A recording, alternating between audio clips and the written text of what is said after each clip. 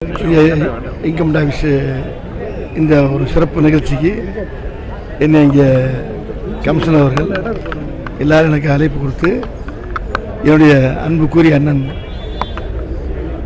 ரகு அவர்கள் இங்கே கண்டிப்பாக வரும்னு சொன்னாங்க. எனக்கு 4 நாளைக்கு முன்னாலே பொங்கல் வந்து ஒரு ஃபீல் வந்துருச்சு. எனக்கு இங்கே வந்து இந்த விழாவை கொஞ்சம் மக்களோட மக்களாக சேர்ந்து சிறப்பாக பண்ணணுங்கிற எனக்கு ஒரு ஆசை இருந்துச்சு. அந்த ஆசையை இந்த அளவு மூலியமாக இங்கே வந்து சிறப்பாக பண்ணிட்டு இருக்கணும்னு என்ன முடிஞ்சு. பொங்கல்னாலே ஜல்லிக்கட்டு தான் மதுரையில். ஆமாம், அங்கே பார்க்க உங்களை எதிர்பார்க்கலாமா? ஐயா, மாடு பிடிக்கிற அளவுக்குலாம் நான் கிடையாது.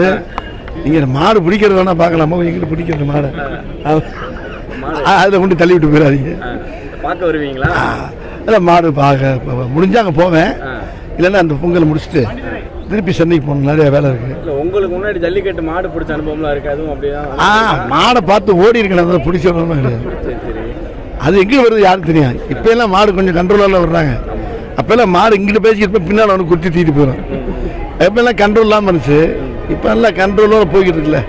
ஜல்லிக்கட்டு ரொம்ப சிறப்பாக அழகாக இன்னைக்கு பெரிய லெவலில் போய்கிட்டு இருக்குல்ல. அதை போய் பார்க்க வேண்டிய சூழ்நிலை தான் போய் பார்ப்பேன். இல்லைன்னா உங்களை சிறப்பாக முடிச்சுட்டு போய் ஊரில் போய் மற்ற வேலையில் பார்க்கணும். அடுத்த படத்துக்கு தயாராகிட்டு இருக்காங்க. என்னென்ன படங்கள் நடிச்சிட்டு இருக்கீங்க? இப்போ கேங்கர்ஸ், சுந்தர்ஜி படம் கேங்கர்ஸு, பௌத் பாசிலோட சேர்ந்து மாரிசன் படம், இப்போ 2 படம் ரெடியாக இருக்குது. நீ அடுத்த பிரபுராவும் நானும் சேர்ந்து ஒரு படம் நடிக்கிறோம். அடுத்த பிரபுராவும் நானும் சேர்ந்து ஒரு படம் பண்ணுறோம். அதாவது ஷூட்டிங் இப்போ ஏப்ரல் ஆரம்பிச்சிட்டாங்க, மார்ச்சில்.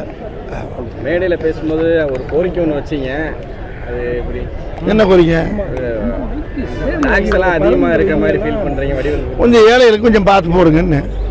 அது ஒன்றும் ஜாலியான மட்டும் தானே. அதான் என்ன கோரிக்கை? வடிவல் சொன்னால் அது தப்பு இல்லை. என்ன சார்,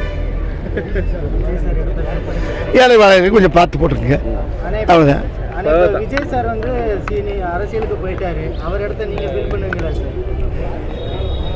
வேற எதாவது பேசுமா?